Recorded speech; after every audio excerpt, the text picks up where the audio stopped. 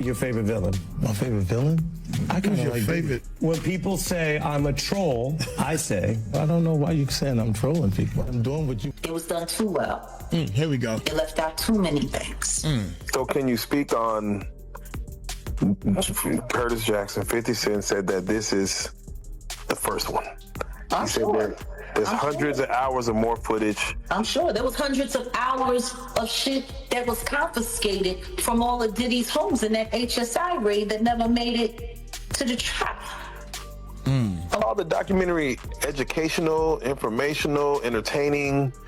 What would you say this documentary? Gaslighting. Gaslighting. And it's sad because there's a lot of stuff in there that's true. What if the names you never hear are the ones that matter most? While the internet is focused on the loudest accusations and the same recycled headlines. Jaguar Wright just cracked open a conversation nobody seems ready for. She's talking about the so-called real list, not the watered-down version for cameras. But the names that allegedly stay buried because they're too powerful, too protected, or too connected. And here's where it gets even more interesting. According to Jaguar, 50 Cent knows these names, but refused to touch them. Think about that for a second. This is 50 Cent, the same man known for trolling billionaires, exposing enemies, and never backing down from controversy. So if he chose silence, what does that say about the people left off the record? Jaguar claims this isn't about fear. It's about lines you don't cross, even in an expose. Industry alliances, old money. And quiet power players that don't trend on social media but still pull strings behind the scenes as Diddy's situation continues to unravel publicly. Jaguar insists the real story isn't just about one man. It's about the system around him. The question now isn't who's talking. It's who isn't and why. Stay locked in because once you hear this, the whole narrative starts to look very different. When Jaguar Wright speaks, the internet leans in, not because everyone believes her, but because she says the things others won't even hint at. For years, she's positioned herself as a truth teller on the outside of the music industry, calling out what she describes as a culture of protection, silence, and selective outrage. Now, with Diddy's legal troubles dominating headlines and 50 Cent circling the story with documentaries and commentary, Jaguar has reignited controversy by talking about what she calls the real list. According to Jaguar, the public conversation is only scratching the surface. Lawsuits, leaked footage, and court filings have exposed serious allegations against Diddy. But she insists those headlines represent the safe version of the story. The version that doesn't threaten the wider system. In her telling, there are names that never make it into documentaries, podcasts, or viral threads. Not because they're innocent, she claims, but because they're too embedded. In the power structure of the industry, this is where 50 Cent enters the conversation. 50 has built a reputation as hip-hop's ultimate antagonist, someone who thrives on exposing rivals and humiliating enemies in public. From social media trolling to full-scale documentaries, he's never been shy about pointing fingers. That's why Jaguar's claim raised eyebrows. She alleges that even 50 Cent chose not to touch certain names connected, at least indirectly, to Diddy's world. To Jaguar, that silence isn't accidental. She argues that the music industry operates less like a collection of artists and more like a tightly woven network of executives, financiers, legal teams, and media partners. In that kind of system, exposing one person is easy, sometimes even encouraged. But exposing the network is where the danger lies, according to her. Some figures are so central to business, distribution, and legacy deals that calling them out publicly would disrupt too many pipelines at once. Jaguar frames the real list as a kind of unspoken boundary. Everyone inside the industry allegedly knows who sits behind the curtain, but those names don't get repeated on camera. Instead, the public is fed a simplified narrative. One villain, a few enablers, and a promise of accountability. The deeper connections, she says, remain untouched. It's important to be clear. Jaguar has not produced documented proof of a literal list. nor has she provided verifiable evidence tying specific unnamed individuals to crimes. What she offers is perspective and accusation. Shaped by her experiences and observations over years in and around the industry, critics argue that her claims often blur the line between insider insight and speculation. Supporters counter that history shows whistleblowers are rarely believed at first. The tension between those two views is exactly why her comments resonate. Diddy's situation has created a rare moment where the industry's usual defenses appear weakened. Lawsuits filed by multiple accusers, federal investigations, and corporate distancing have shifted the narrative from rumor to consequence. In moments like this, people expect a flood of truth, but Jaguar suggests the flood is being carefully controlled. She points to how conversations quickly narrow. Media panels focus on the most sensational details. Social media debates revolve around viral clips. Meanwhile, broader questions, who funded what, who signed off, who looked away, remained largely unasked. According to her, that's by design. In Jaguar's framing, 50 Cent understands this reality better than most. As a businessman with stakes in television, film, and streaming, 50 operates within the same ecosystem he critiques. Jaguar implies that his refusal to name certain figures isn't about loyalty to Diddy, but about recognizing where the real power lies. You can expose a fallen mogul, she suggests, but you don't casually challenge the infrastructure that outlives any single artist. That idea complicates the popular image of 50 as fearless. Instead, it paints him as strategic, willing to go hard where the ground is already cracking, but careful not to step where the consequences could extend beyond entertainment into finance, law, and long-term influence. Jaguar also challenges the audience directly. She asks why people are so eager for a clean villain story. In her view, focusing everything on Diddy allows the industry to perform accountability without actually changing. Remove one figure, issue a few apologies, and the machine keeps moving. The real list, she claims, represents the parts of the machine no one wants dismantled. This perspective reframes silence itself as evidence, not proof of guilt, but proof of power. The less a name appears in controversy, the more protected it might be. Jaguar argues that real influence doesn't trend. It operates quietly through contracts, boardrooms, and closed-door meetings. Still, skepticism is unavoidable.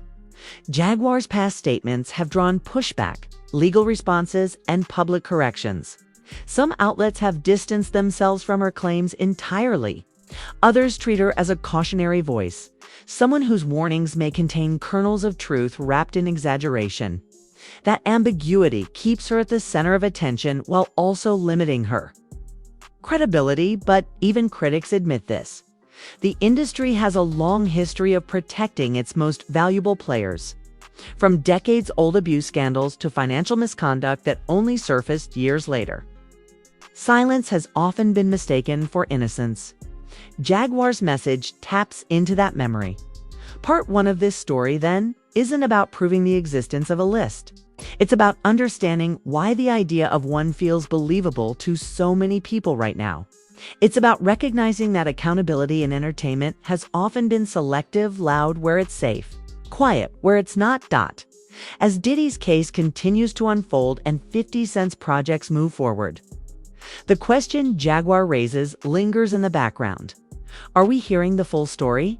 Or just the version that won't break the system? If Part 1 was about what Jaguar Wright is alleging, Part 2 is about why those allegations land the way they do, and how power actually works in the music industry when scandals explode. Because according to Jaguar, the real issue isn't Diddy alone. It's the ecosystem that decides who gets exposed, who gets protected, and who becomes the sacrifice when the pressure gets too high. In moments like this, the public often assumes truth comes out naturally. Lawsuits are filed, journalists investigate, documentaries are produced, and eventually the full story reaches the light. But Jaguar argues that in entertainment, truth doesn't move freely, it moves through filters. Legal teams, public relations firms, corporate partners. And investors all have a say in what version of events comes acceptable for public consumption. That's where the idea of selective exposure comes in. According to Jaguar, when an industry figure starts to become a liability rather than an asset, the protection weakens. Deals get paused. Friends go quiet. Brands distance themselves. Suddenly, stories that were once unprovable are now headline news. In her view, Diddy didn't just fall because of moral outrage, he fell because the cost of protecting him became higher than the cost of letting him go. This framework helps explain why some names stay off the table. Jaguar claims that certain individuals are not just celebrities, but connectors. People whose influence stretches across labels, touring companies, streaming platforms, legal firms, and international markets. Exposing them wouldn't just damage a reputation. It could disrupt entire business chains. That kind of risk, she suggests, is something media companies and producers are rarely willing to take. This is where 50 Cent's alleged restraint becomes significant. Jaguar doesn't portray him as scared or compromised, but as someone who understands the chessboard. In her telling, 50 knows exactly which stories are allowed to be told and which ones trigger consequences far beyond online backlash.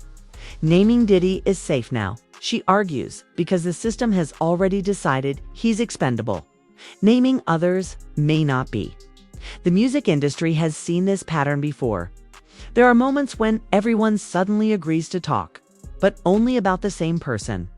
The narrative tightens, repetition replaces investigation. And the public feels informed while deeper structures remain intact. Jaguar claims the real list exists in this gap between what's talked about and what's avoided. She also points out how quick lip-lick attention is redirected. New lawsuits drop, but social media focuses on one shocking detail. A serious allegation surfaces, but it gets overshadowed by memes or celebrity reactions. According to Jaguar, this chaos isn't accidental. It keeps audiences emotionally engaged but intellectually scattered, making it harder to follow the money or the long term. Relationships behind the scenes, another layer Jaguar emphasizes, is fear by association. Even people with no direct wrongdoing may avoid speaking because they don't know where the lines are drawn. If you name the wrong person, you don't just risk defamation, you risk losing access, partnerships, and platforms. In an industry built on relationships, being shut out can end careers quietly. This, she claims, is how silence reproduces itself from that perspective. 50 Cent's silence around certain figures becomes less about morality and more about survival within the system. As a producer and executive, he has obligations not just to himself but to teams, employees, and partners. Jaguar suggests that even outspoken figures eventually hit a ceiling, a point where pushing further threatens more than it exposes. Critics push back hard on this narrative. They argue that assuming unnamed people are guilty simply because they're unnamed is dangerous. Silence can mean lack of evidence, not hidden power. And Jaguar's history of making sweeping claims without documentation weakens her case. From this angle, Freelist is less a revelation and more a conspiracy-shaped explanation for why reality feels incomplete. But supporters counter that power rarely leaves receipts. The most influential people often operate through intermediaries, contracts, and layers of deniability. Expecting clean evidence in real time, they argue, misunderstands how institutional protection works. History, they say, shows that many scandals only made sense years later. When patterns became visible, Jaguar leans heavily on that argument. She frames herself not as a prosecutor, but as a warning sign. In her view, people shouldn't be asking for names yet. They should be asking why the same dynamics repeat every decade. One powerful man falls, outrage peaks, reforms are promised. And eventually the industry resets with new faces but the same structure. The danger, Jaguar says, is mistaking exposure for justice. If the focus remains on Diddy alone, the industry gets to cleanse itself without changing how it operates. The same gatekeepers remain, The same power brokers keep their distance from scandal. And the same mechanisms that allowed abuse or exploitation to happen in the first place stay untouched. This is why Jaguar keeps emphasizing the real list even without revealing it. The list in her framing is symbolic. It represents the difference between individual accountability and systemic accountability. Naming one person is easy. Naming the system is not. As the public waits for more court developments, documentaries, and tell-all interviews. Jaguar's message hangs uncomfortably in the background. What if the most important stories are the ones no one feels safe enough to tell yet? What if the silence isn't accidental but engineered? By the time we reach part 3, the conversation shifts from who is named or unnamed to why the public often accepts the story they're given, and why the real drama, according to Jaguar Wright, remains mostly hidden. It's not just about Diddy, 50 Cent, or even the real list. It's about how attention works in the entertainment world and why the system rewards distraction over truth. Jaguar argues that media consumption itself plays a huge role in maintaining silence. Social media algorithms favor outrage and spectacle, not investigation. A viral clip of a confrontation or a shocking quote spreads faster than court filings or nuanced analysis. In that environment, it's easy for audiences to feel informed while missing the bigger picture. People focus on Diddy's headlines, 50 Cent's reactions, or the most controversial tidbits, while the names Jaguar calls untouchable never surface. This isn't necessarily malicious. It's efficient storytelling for a system built to entertain, not fully expose. Then there's fatigue. Fans and viewers are quick to move on after a scandal hits its peak. By the time deeper connections could be examined, attention has already shifted to the next big thing. In Jaguar's view, this cycle protects powerful players who are off the record. The same network that enabled someone like Diddy to rise also ensures that when controversies hit, they do so in manageable, isolated bursts. Only the expendable fall. The rest stay insulated. Jaguar also highlights perception management. Public figures, legal teams, and PR professionals work tirelessly to control narratives. Even when lawsuits, interviews, or exposes surface, they often include disclaimers, selective footage, and strategic messaging to shape public opinion. According to her, this is why the real list never reaches mainstream conversation. The system filters what's safe to release and suppresses what could disrupt broader interests. Finally, Part 3 explores why Jaguar sees 50 Cent's choice to avoid certain names as deliberate, not cowardice. By speaking selectively, he can create impact without destabilizing the system he's part of. It's a tightrope walk between exposing wrongdoing and triggering consequences that extend far beyond one person. Jaguar frames this not as betrayal or silence, but as strategic awareness of the machinery behind the scenes. The takeaway is simple but unsettling. While headlines scream scandal, most of the industry's true power players remain unseen. What the public believes is justice is often only a fraction of the story.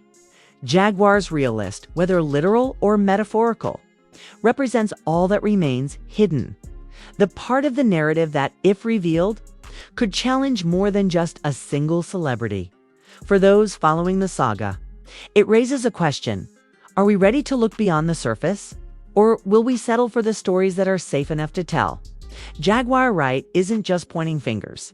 She's asking the audience to notice the gaps, to question why some names never appear, and to consider the cost of selective truth. In the world of music, media, and power, sometimes silence speaks louder than exposure.